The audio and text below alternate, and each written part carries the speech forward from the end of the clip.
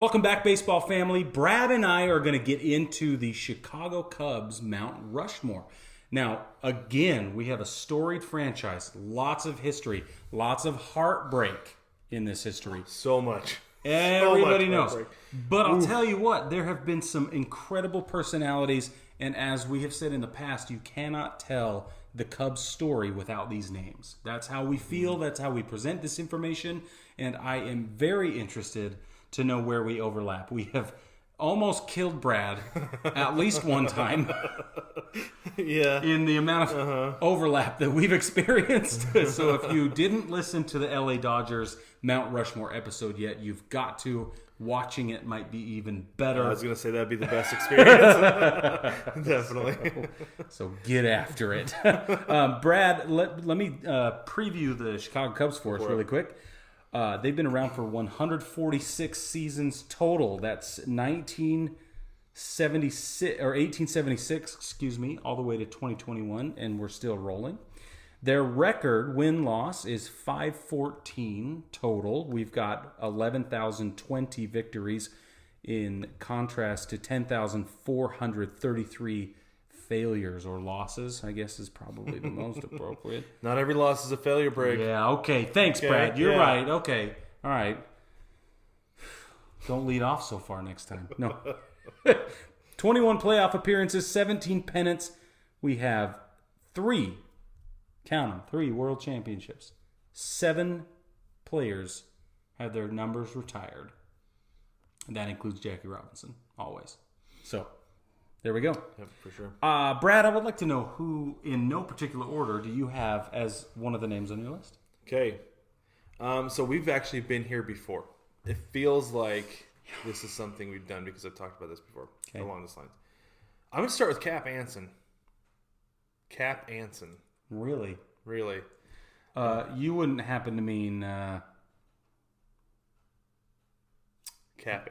Where's his full name? Adrian Constantine Anson, would you? That's the guy.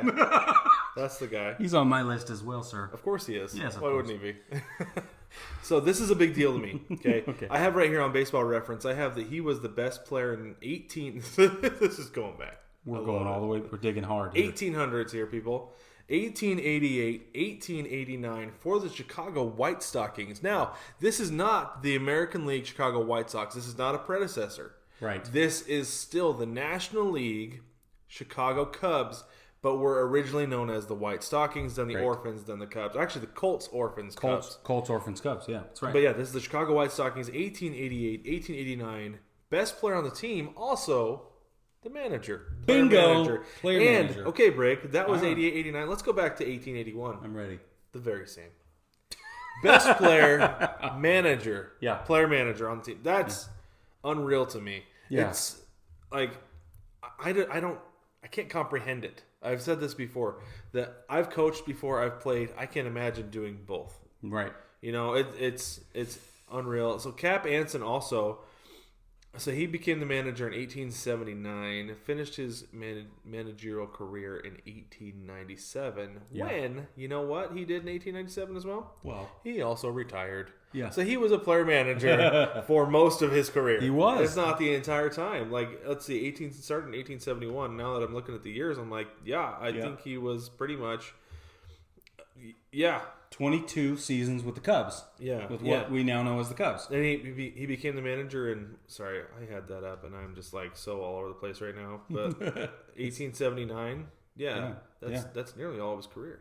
It really is. Yeah, that's a lot. But he's the winningest manager in Cubs history. Yes. In franchise, I should say franchise history because I said, he's White Stockings. That's right. But he also, he's a Hall of Famer, 4-time batting title. This is dead ball era, so we're not going to get into, obviously there's not going to be all the awards like All-Star, Gold Glove, and stuff like that. But the fact that he won a batting title during the dead ball era, and he is in the Hall of Fame. He is. That goes a long way for those guys because he is pre-Hall of Fame Anyway. Right. So he was brought in a Veterans Committee, Culture Club nomination. Club. Yes. Yeah, absolutely. But he had a 94.3 WAR. Yep. He hit 334 lifetime average. That is impressive. It's impressive. For that long to be sustainable. 22 at least. Yeah. Yep. So I like Cap Anson. He's an excellent piece to our Mount Rushmore. I agree. He's my statistical anomaly pick. He's my stat leader pick. So, for those of you that don't know, I have a little bit of a system that I use to put together my Mount Rushmores. Brad does not. And that's very exciting. There's no system. There's no order. But Cap Anson's my statistical leader, and I'm telling you that over 22 years with just the Cubs franchise, it gets better. More statistics. You ready? Sweet. Let's do it. Considering runs scored, he has 1,999 runs scored. I'd have played one more day. I know, right? Let's see if I get that one more. Seriously, that puts him at 9th all-time in Major League Baseball. 9th. Then we're talking hits. 3,435 hits. Number 7 all-time. Now, this dude hasn't played in over 100 years. Yeah. And he's still in the number 7 slot. Now, this is the best one. He's a first baseman. He played a couple of positions, but as a first baseman only, if you only look at his first base numbers, he is responsible for 21,699 putouts. That means that he recorded the out in the play. That puts him at number 2 all time.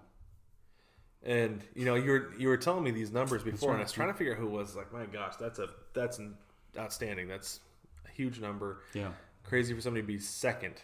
But, it makes perfect sense being in the dead ball era. Yeah. A lot of balls in the infield. Lots. A lot of balls in the ground infield. balls. And even, I'm sure at that point there were balls in the outfield. I'm sure the outfielders were playing very shallow because of the dead ball. Yeah. It wasn't uncommon, I'm sure, for a ground ball to go to right field and the guy to get out. Totally. Yeah. A hard hit ball to the right fielder, he's out. So it makes perfect sense. I'm sure there's a lot of 9-3. Whole lot of 4-3.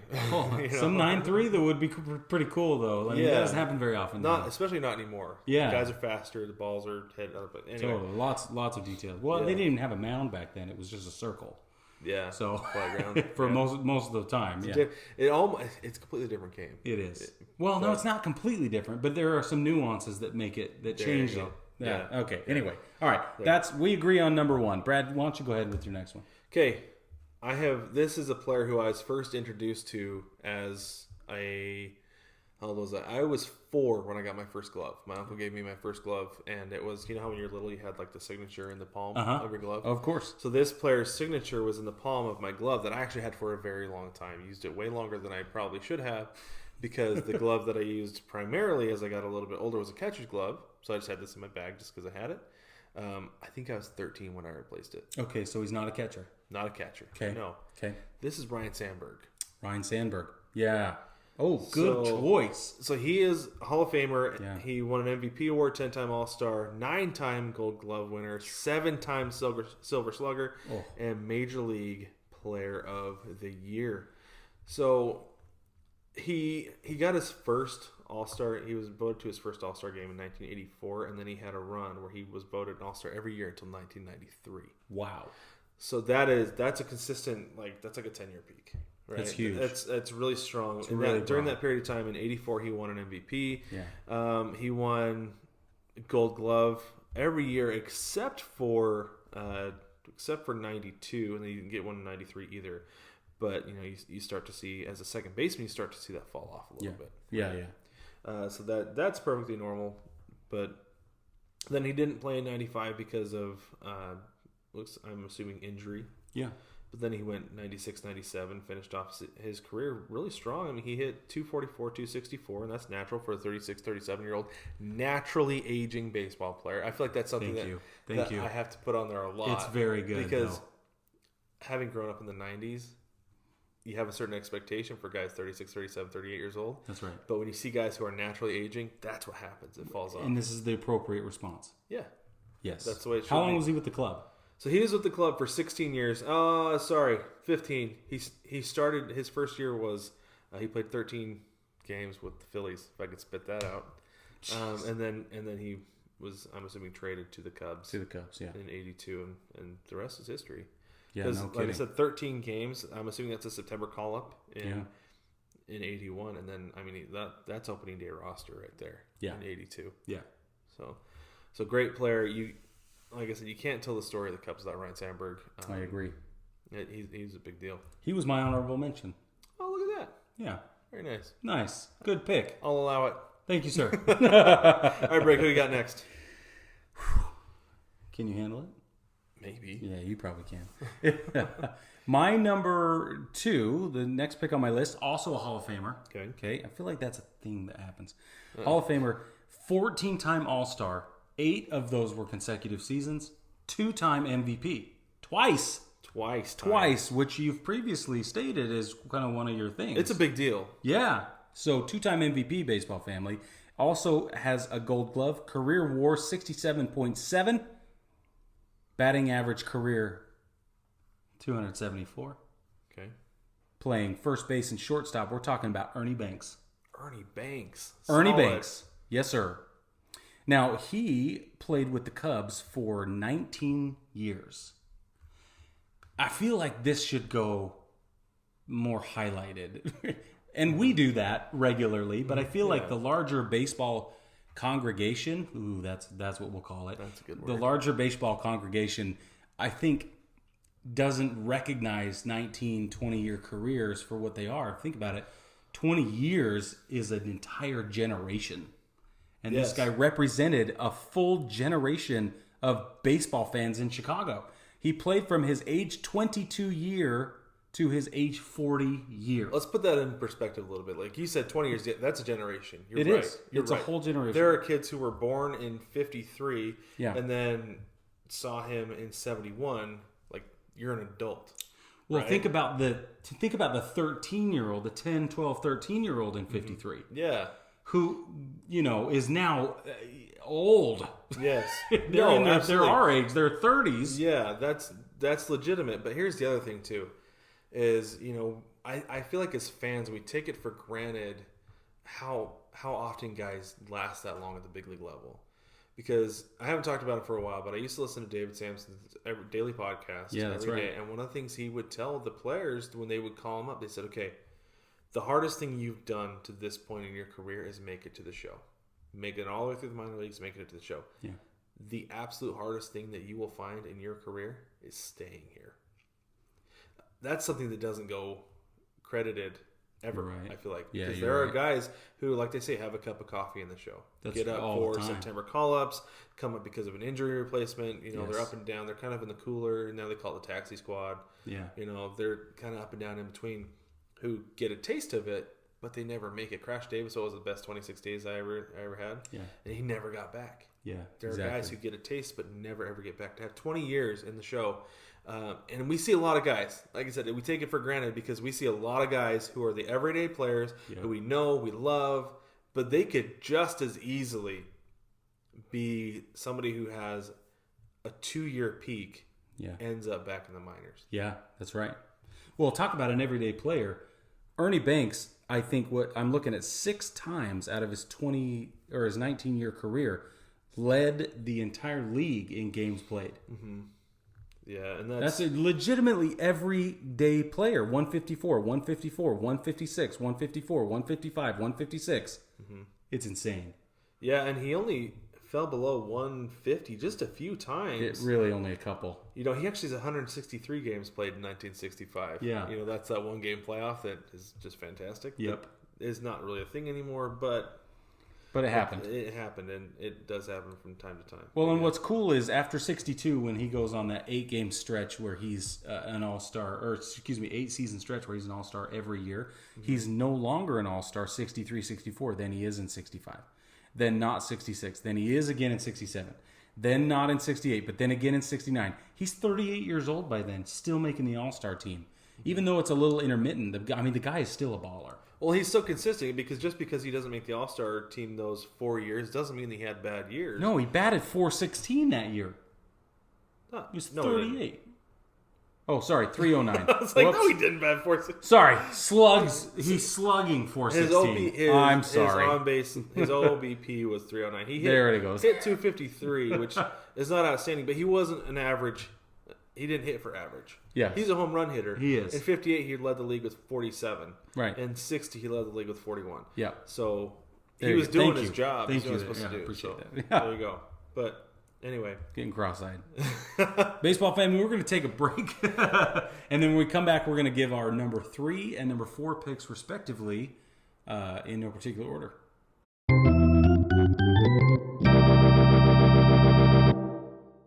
Welcome back, baseball family. Here we are. We're going to do the rest of our Chicago Cubs Mount Rushmore. Yeah. We've done the first two. The first one we overlapped on Cap Anson from the 1800s. Yeah, that was fun. It's irrefutable though. And he, we talked when was it the Braves? We talked about great mustaches in baseball. Yeah, a little bit. Yeah, he falls in that category. For sure. Nice. It's kind of a thin mustache, a little bit feathery, but I think he would fall into that category. Not necessarily on the Mount Rushmore of great mustaches in baseball, but he would be Cubs though. Yeah, Cubs great mustache. Yeah, maybe we'll do that when we finish these. We'll do.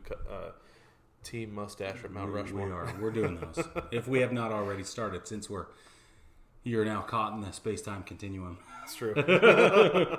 In the way back. All right, Brig. Okay, go ahead and give me your third Mount Rushmore nominee, as we've discussed before. Yes, sir. My nomination in the third slot is going to be possibly controversial. I picked somebody from the 2016 World Series team. I felt like that was inevitable.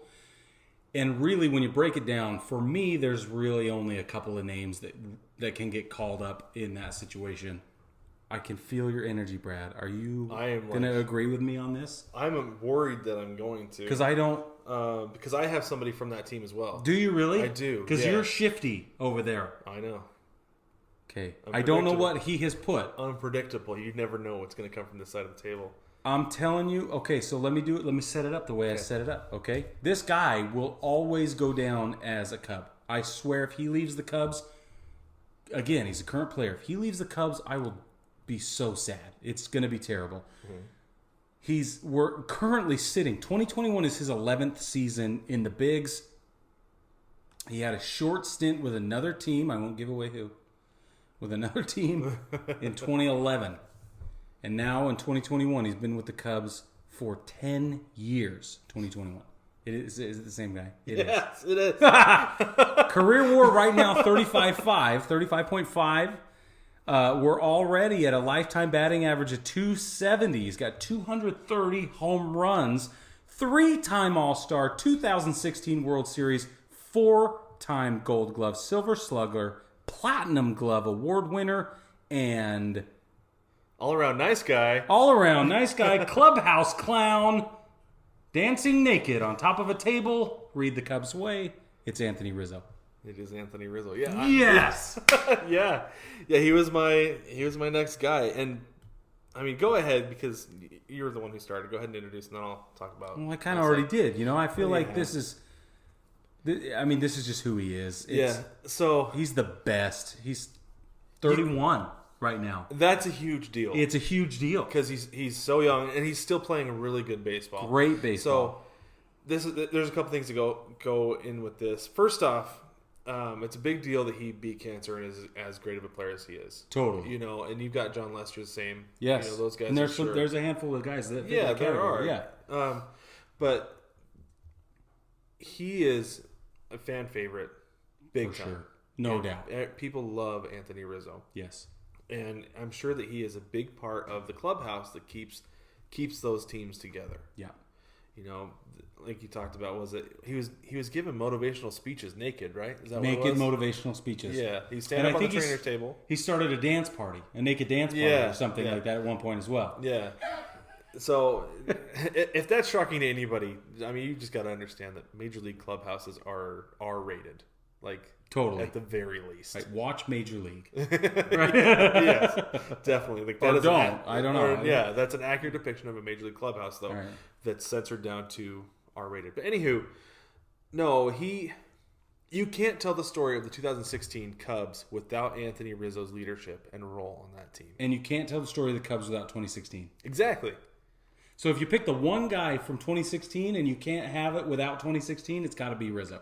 For sure. That was my exact thought process. Me too. As I was going through trying to find somebody, I said, I've got to find somebody from that team because that's a huge deal. It's the hugest. The hugest deal. The mostest hugest deal is that 2016 team. And so then I went through the list. I was like, okay, who's it going to be? I was like, I love Javi Baez. Totally. Absolutely fantastic. No, for real. My initial thought, honestly, was David Ross. Me too. Are you serious? God. Yes. Okay, but why did you discount him? Because I had reasons. Because he didn't play for the Cubs long enough. 2 seasons. Yes, that's why. That's not long That's enough. why. Yeah, and then the fact that he stuck around and he's the manager. If he wins another World Series as a manager, totally different situation. On. Yeah. Yeah, like, now he's in the conversation. Yeah, he's not necessarily on, but he's definitely in the conversation. Yes. For sure. Yes. Agree with you 100% on that. But also, and then I went through, I was like, Chris Bryant, he was like the guy. Yeah. It was like, we're bringing him up and we're going to win a World Series with him. You know, he was the golden child that was propped up on the pedestal by the franchise. Yep. But he's going to leave.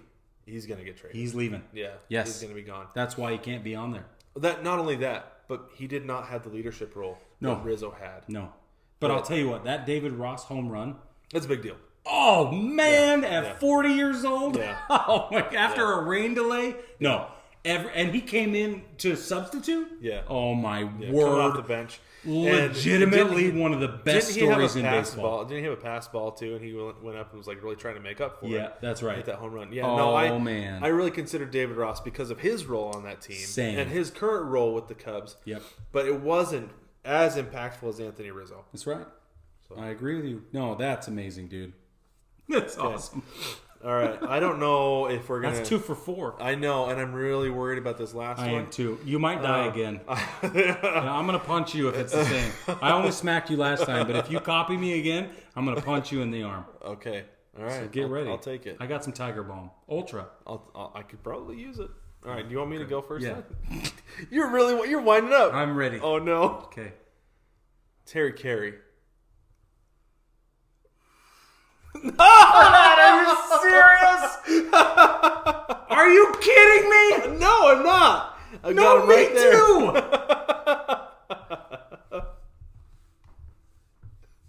Yeah, I've got Harry Carey. I can't handle this. This isn't how this is supposed to go. No.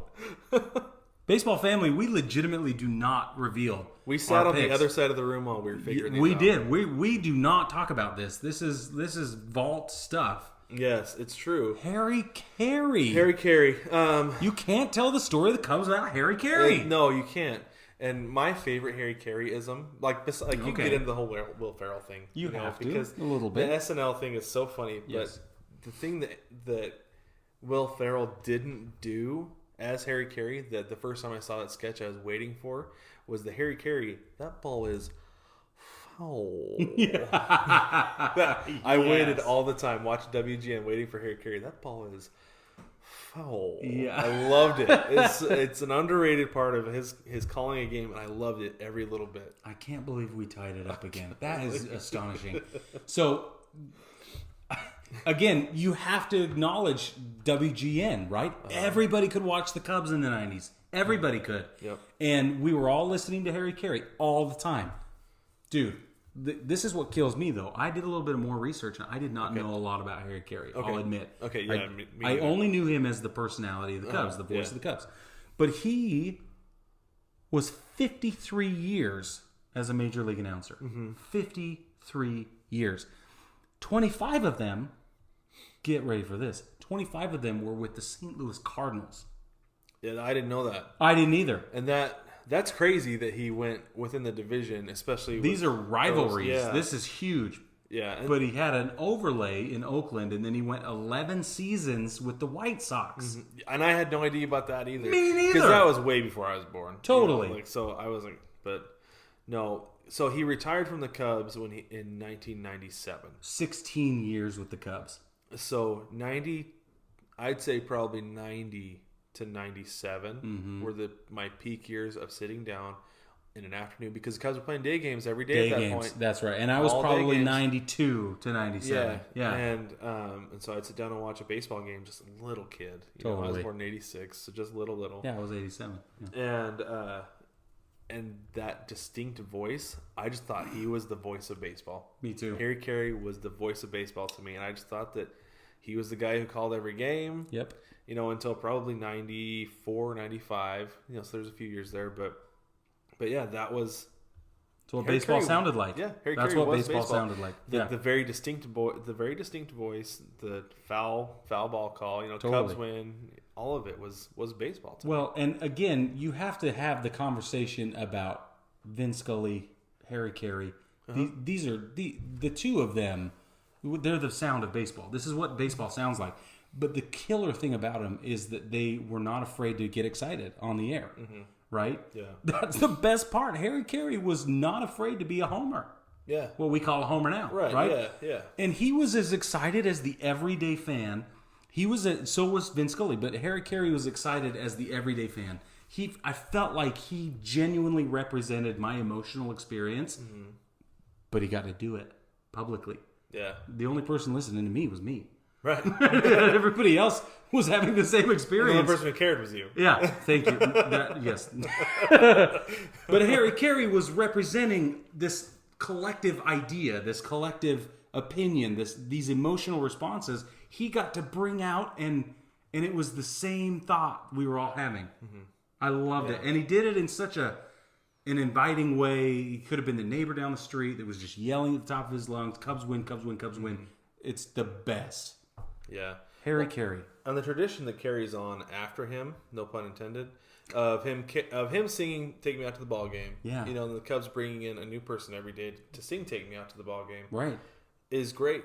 It's great. It's a strong tradition, and it's something that I feel like every team should do. We don't need "God Bless America" anymore. It's fine. There's nothing wrong with God Bless America. There's nothing wrong with the song. It's not as good as Take Me Out of the Ball Game. But we sing the national anthem before the game. Then we sing Take Me Out to the Ball Game. And then we sing God Bless America. Well, sometimes it's God Bless America and then Take Me Out of the Ball Game. Yeah, it is. You're right. That is the order. And it's cumbersome. And if you want to cut down the game time, this is a whole different thing. Then remove God Bless America. There you go. And then get in. Well, unless you're in Boston's organization, you sing Sweet Carolina. But that's in the fifth. Oh, that's in the fifth. Okay. Typically. Well, but players are still warming up, though. Yeah, they do it in the interim. They do it between the innings. Yeah, because players are still warming up. The thing is that during God Bless America, everything stops. Yeah, you're right. And that's the it's issue bad. that I have with it. Yeah, okay, I can see that. Yeah. I can see why that may be bad. It's been 20 years. They've been doing that for 20 years now. Can you believe that? No, I did not know. That's crazy. That's a long time, and I'm worried that it's going to become a tradition forever because it made sense in 2001, 2, 3, and 4. Sure, yeah. But I feel like it doesn't. I can't believe it's been that long. It doesn't feel like it's been that long. It doesn't feel like it's been that long. Wow. No. But I'll tell you what, baseball family, when Bill Murray got to sing "Take Me Out of the Ball Game," it was about the best thing ever. I'll need to look that up. You didn't know about that? I know, but I don't remember. It was in 2016. Yeah. So in 2016, we were watching every Cubs game. Right. Because I was laid up, Tiff was laid up. It was great. Yeah. So, we got a lot of experience. And awesome. Now the Cubs are my National League team, for sure. There you go. Yeah, man. What's wrong with that? No. But baseball family, once again, like we always say with the Mount Rushmore episodes, let us know what you think. Yep. Was Cap Anson, does he actually deserve, because he was a dead ball era player, does he actually deserve to be on the Mount Rushmore? Let us know. Great Submit question. to the mailbag on baseballtogether.com. In the navigation, click or tap, depending if you're on a phone or a computer. Yeah. Tap submit to mailbag. It'll take you directly to it. Just fill out the form. You'll send us a message. Let us know what you think. We want to hear from you on this stuff, baseball family.